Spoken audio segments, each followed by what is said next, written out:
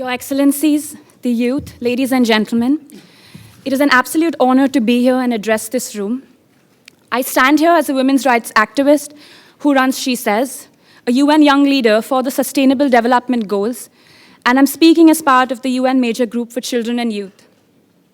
For the past few months, my team and I have been handling 3 cases of rape and child murder in my city, Bombay, India.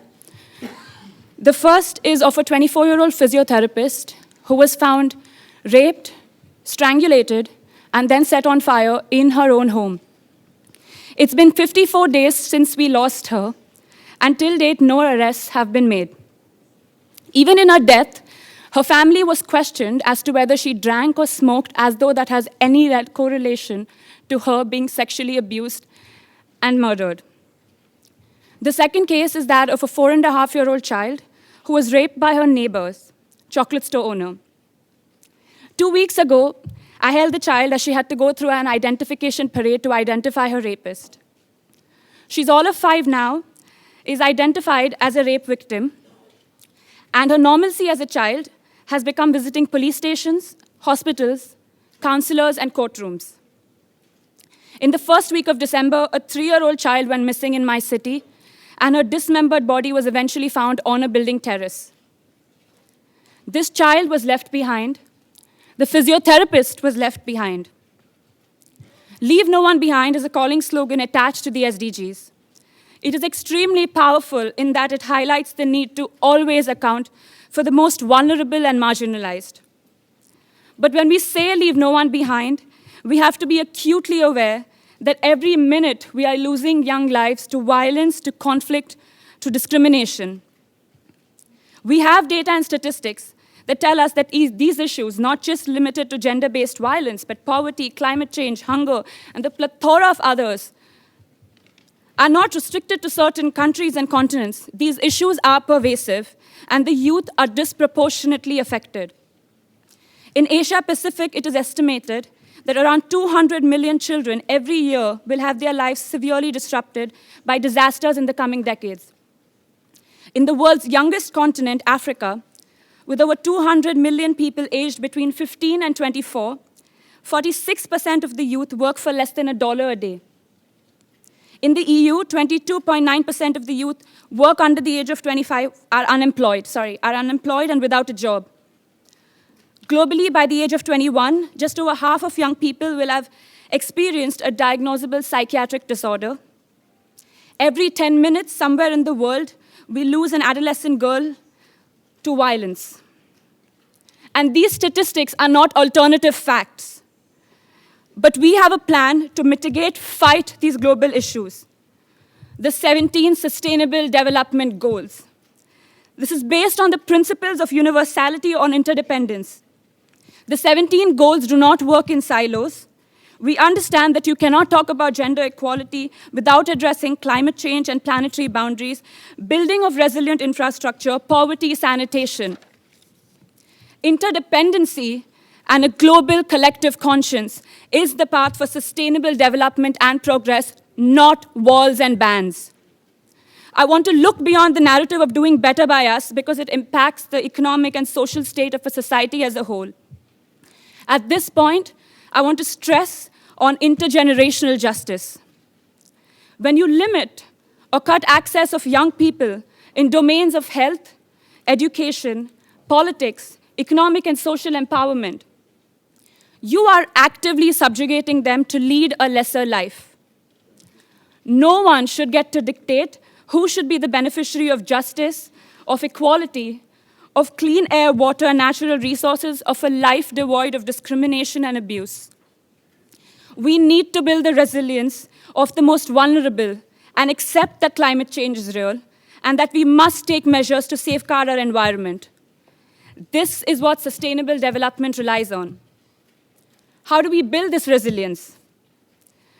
One, by not just fighting for a seat at the table beyond tokenism. But once we get there, then what? Active participation of the youth in political, economic, and social affairs comes through access, through capacity building, through investment. youth parliamentarians in their 20s constitute for a mere 1.65 of the total parliamentarians around the world, with the median age of parliamentarians globally being 53. The Not Too Young to Run campaign by the UN Youth Envoy's Office is what moving beyond lip service to actually investing in capacity building and increased political participation of the youth looks like.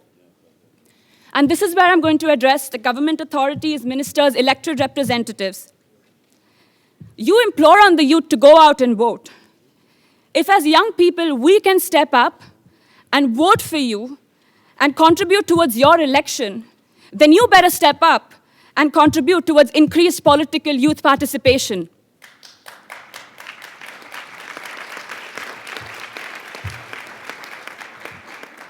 We also need increasing presence of young people in governmental delegations, further investment and protection of institutional modalities, such as the Major Group for Children and Youth, that give young people formal avenues into the UN to substantially engage.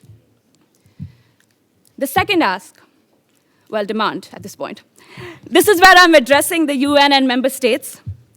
We need further data generation to truly shed a light on where we stand. We have 13 years to achieve the Sustainable Development Goals, and member states still refuse to use the word monitoring when accessing progress.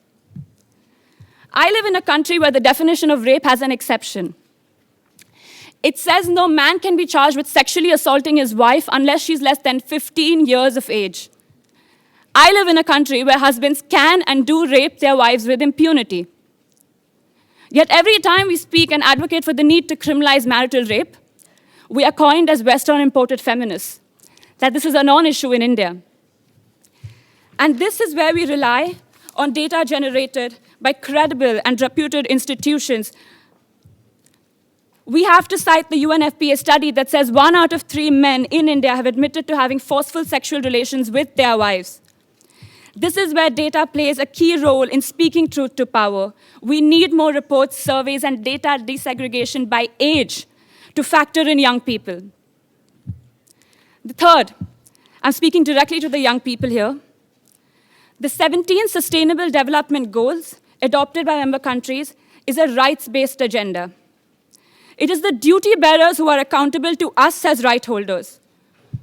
Treat the goals as a social contract. Refer to the targets listed under each goal.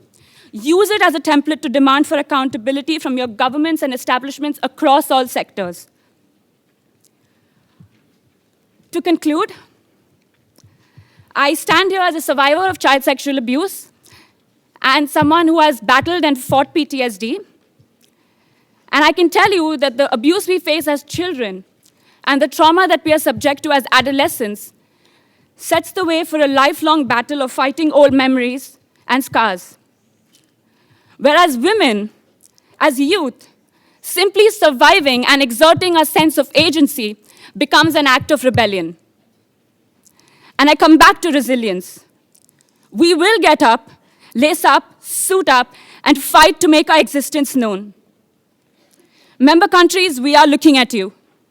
We will not be passive bystanders as more children are subject to abuse and are left behind. We will not be measured and patient when demanding for our rights, when fighting to achieve the Sustainable Development Goals. We will show up. We will and are holding you accountable. So wake up, lace up, and do more.